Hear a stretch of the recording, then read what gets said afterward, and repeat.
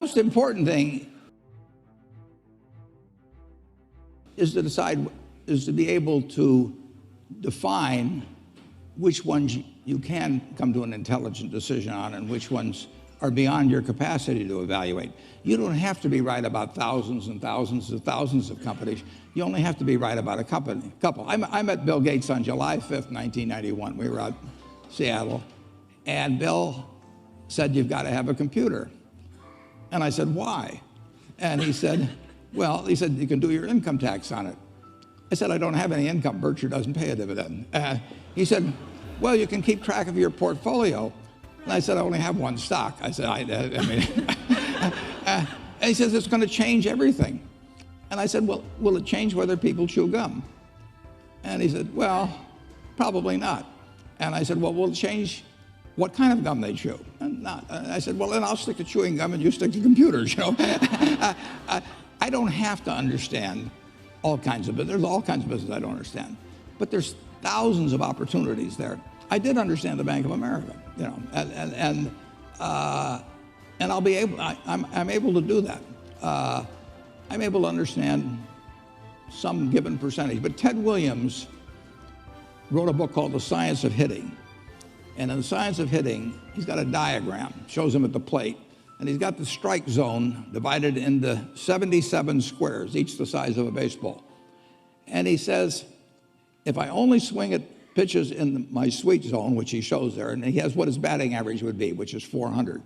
If he had to swing at low outside pitches, but still in the strike zone, his average would be 230.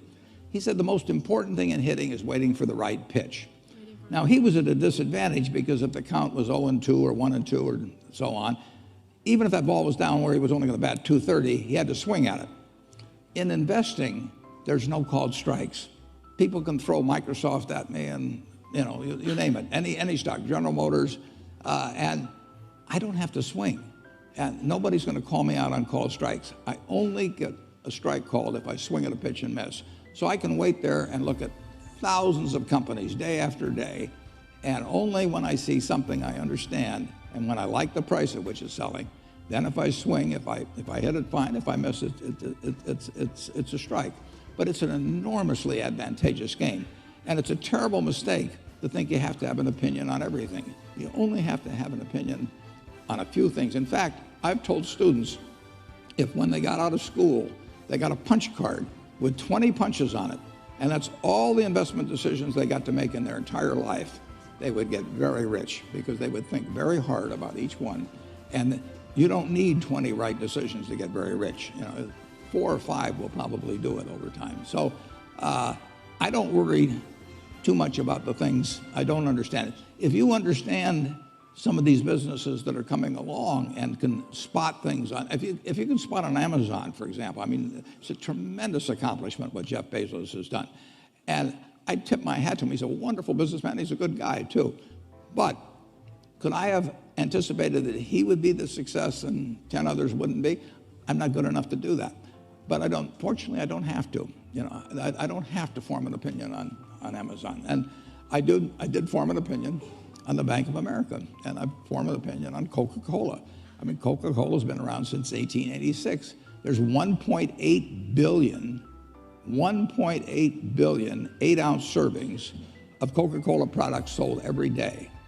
Now, if you take 1 penny and get 1 penny extra, that's $18 million a day. And 18 million times 365 is 7 billion, 3 less 730 billion, or $6,570,000,000. So annually, $6,570,000,000 from 1 penny. Do you think Coca-Cola is worth a penny more than, you know, Joe's Cola? I think so. So, you know, and I've got about 127 years of history that would indicate it. So those are the kind of decisions I like to make. And you may have an entirely different field of expertise than I would have, and probably much more up to date in terms of the kind of businesses that we're seeing evolve. And you can get very rich if you just understand a few of them and understand their future.